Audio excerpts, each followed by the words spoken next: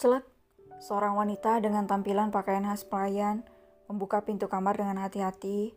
Ia memeriksa sekeliling untuk memastikan tidak ada satu orang pun melihatnya. Setelah ia yakin aman, wanita itu memasuki sebuah kamar mewah dengan nuansa maskulin. Wanita itu menghirup rakus wangi maskulin yang menguar di udara saat memasuki kamar Tuan Muda Kato. Gadis itu berjalan penuh semangat ke arah ranjang king size yang tertata rapi. Gadis dengan tampilan culun itu mengusap ranjang Arthur dan Kim dengan gaya elegan. Ia menghirup kemeja kotak Arthur yang tergeletak di atas ranjang. Gadis itu memeluk dan menciumi kemeja kotor Arthur dengan rakus. Ia mengempaskan tubuh mungilnya ke atas ranjang Arthur dan Kim sambil memeluk erat kemeja hitam Arthur. Dia seakan memeluk nyata tubuh kekar dan tegap pria yang sudah lama ia impikan. Pria yang menjadi cinta pertamanya dan pria yang sudah membuatnya mengambil langkah sejauh ini demi bisa berada di dekat Arthur. Clara, gadis yang disapa Clara itu mengguling-gulingkan tubuhnya di atas ranjang king size milik Arthur dan Kim dengan kemeja hitam milik suami Kim di pelukannya. "Kapan aku bisa memeluk nyata dirimu, Arthur?" bisik Clara pada dirinya sendiri. "Aku sudah lama menggilai dirimu, aku sudah lama menginginkan dirimu sayang, tapi kau malah menikahi dengan wanita lain. Apa kau tahu kalau hatiku begitu hancur saat melihatmu dengan wanita itu tertawa dan bermesraan?" Monolognya. Ia menerawang mengingat semua keromantisan Arthur dan Kim. Hatinya begitu sakit ketika harus melihat sikap manis dan hangat Arthur kepada istrinya. Ia selalu menghayal kalau yang menjadi Kim itu adalah dirinya. Clara mendegus kasar dan ia bangun dari ranjang Kim dan Arthur. Ranjang yang menjadi saksi bisu aktivitas bercinta Kim dan Arthur. Saksi hilangnya sebuah keperjakaan seorang Arthur. Gadis mungil itu melangkah ke arah ruang ganti Arthur. Ia membuka lemari pakaian khusus milik Kim. Ia menatap jalan gaun yang berjajar rapi di sana. Tiba-tiba dada Clara memanas. Ia mengepalkan tangannya dengan tatapan membunuh ke arah foto pernikahan Kim dan Arthur yang terlihat begitu serasi. Clara menghamburkan semua pakaian Kim yang tertata rapi. Clara bahkan menginjak-injak gaun Kim, meremas-remasnya hingga gaun Kim terlihat kusut. Tidak di situ saja, Clara mengambil salah satu gaun Kim dan membawanya ke hadapannya. Clara menyalakan korek api dan membakar gaun Kim dari bawah hingga api itu menjalar ke atas.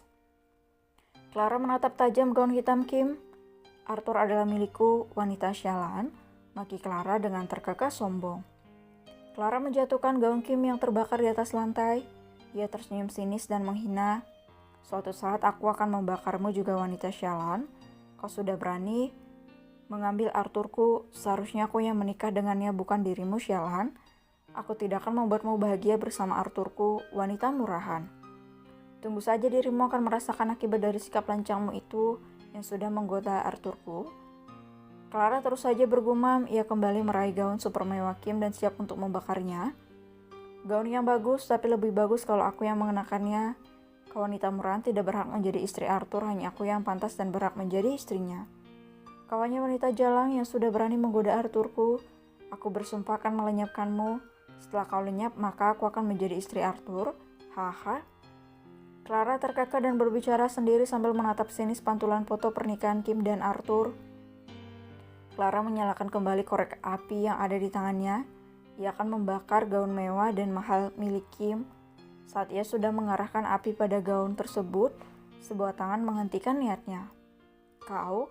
geram Clara. Ia lalu menyentakkan tangan wanita tersebut dengan kasar. "Apa yang kau lakukan? Lepaskan," bentak Clara pada wanita dewasa tersebut. "Jaga sikap Anda, Nona. Anda bisa mendapatkan masalah. Ingat, kita sedang berada di area musuh. Jangan sampai mereka curiga dan menangkap kita, Nona," pungkas wanita itu yang merupakan asisten pribadi Clara. "Jangan sampai tujuan Nona menjadi sia-sia." "Tapi aku hanya ingin merasakan dekat dengan Arthurku." "Bukankah kau mengatakan kalau Arthur tidak kembali? Dan juga Nyonya Gabriela sedang tidak ada di sini, kan? Jadi aku bisa puas melakukan apapun di kamar calon suamiku." "Tetap saja kita harus berhati-hati. Ingat, kepala pelayan di sini bukan orang yang mudah dibodohi. Jadi sebelum dia menyadari keberadaan kita di sini, lebih baik kita keluar segera dari sini. Tapi aku masih mau di sini. Tidak, Nona, biarkan aku di sini. Nona, baiklah, ayo. Mereka pun keluar dari kamar Arthur setelah membereskan semua kekacauan yang Clara buat di dalam kamar mewah tersebut. Mereka tidak mengetahui kalau kegiatan keduanya disaksikan oleh nyonya besar di mansion itu lewat CCTV yang ia sembunyikan di kamar Arthur. Mommy Gabriella tersenyum sinis menatap layar persegi di hadapannya yang menampilkan kelakuan Clara dan juga asistennya. Mommy sudah lama mencurigai Clara saat melamar pekerjaan padanya bersama sang asisten. Mommy yang menyadari ada sesuatu yang aneh itu pun menerima Clara bekerja di mansionnya. Ia terus memantau kegiatan Clara. Ia akan pergi dari mansion Kato tengah malam dan kembali sebelum matahari terbit. Mommy Gabriella juga baru menyadari kalau Clara sangat mirip pada seseorang yang begitu Mommy Gabriella benci. Nyonya, seru Hiruka, asisten Mommy. Awasi saja gadis itu, bertindaklah kalau dia mulai melakukan hal-hal yang bisa melukai anak dan menantuku. Baik, Nyonya. Apa Anda ingin pulang sekarang, Nona? Tidak, aku ingin bertemu dengan seseorang terlebih dahulu. Baik, Nyonya. Antar aku ke rooftop. Mari, Nyonya. Mommy dan asistennya berjalan ke arah lift untuk membawa mereka ke atas rooftop rumah sakit. Mommy akan bertemu janji dengan seseorang di sana. Tunggu dan berjagalah di sini. Siap, Nyonya. Apakah yang kau dapatkan di kediaman keponakanku itu? Wanita parubaya itu bertanya kepada seseorang yang ia tugaskan untuk memata-matai kediaman Hugo. Aku belum mendapatkan, Nyonya, dan ruangan yang Anda maksud memiliki kode khusus. Lapor wanita yang berpenampilan tomboy. Apa kau tidak memiliki cara untuk membukanya? Aku sudah berusaha, Nyonya. Aku sangat yakin apa yang selama ini aku cari ada di dalam sana. Tapi, Nyonya, tapi kenapa? Katakanlah. Hanya anak pertama Hugo lah yang bisa membuka ruangan itu, Nyonya. Lari. Iya, Nyonya. Bukankah dia sudah mati? Tapi pintu itu tidak akan bisa terbuka kalau Tuan Lari membukanya. Dia memiliki sidik jari atau kode.